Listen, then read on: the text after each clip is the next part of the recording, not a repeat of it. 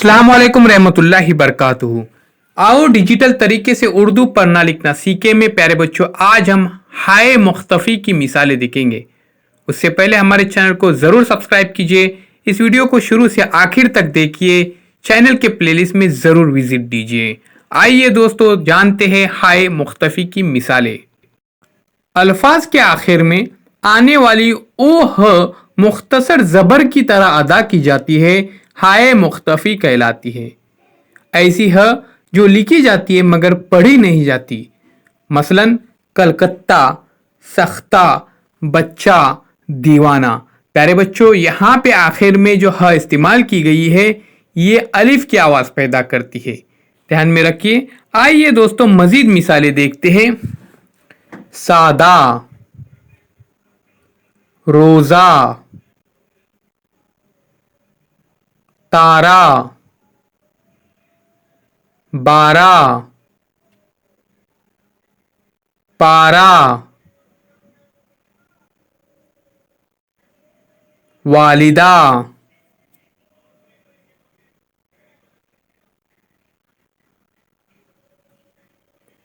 जाकिरा, वादा। प्यारे बच्चों, एक बार फिर से मेरे साथ इन मिसालों को पढ़िए। अल्फाज के आखिर में आने वाली ओ ह जो मुख्तसर ज़बर की तरह अदा की जाती है, हाय मुख्तफ़ी कहलाती है। मसलन सादा, रोज़ा, तारा, बारा, पारा, वालिदा, जाकिरा, वादा। इन अल्फाज के आखिर में जो ह इस्तेमाल की गई है, आप देख सकते हैं इसका तलफ़ुज़ सादा यानी अलिफ का तलफ़ुज़ आ रहा है, यहाँ पर ह का तलफ़ुज़ अदा नहीं किया जाता। आइए अजीज़ तलबा व तलबात, यहाँ पे कुछ मिसालें देखते हैं। दर्जा, अरसा, चश्मा, गोशा, गोथा, रुपया, पैसा, दाना। प्यारे बच्चों, ह की अलग अलग शक्लें हैं। तमाम शक्लों की हम मिसालें यहाँ पर आपके सामने पेश कर रहे हैं। गौर से देखिए।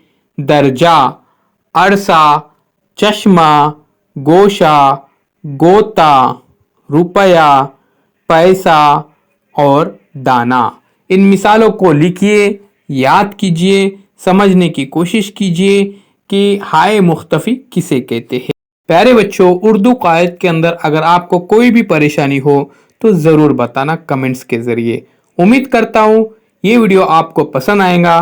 चैनल को सब्सक्राइब कीजिए। डिजिटल तरीके से उर्दू पढ़ना लिखना सीखें, एक बेहतरीन वर्कबुक है, इसे ज़रूर हासिल कीजिए।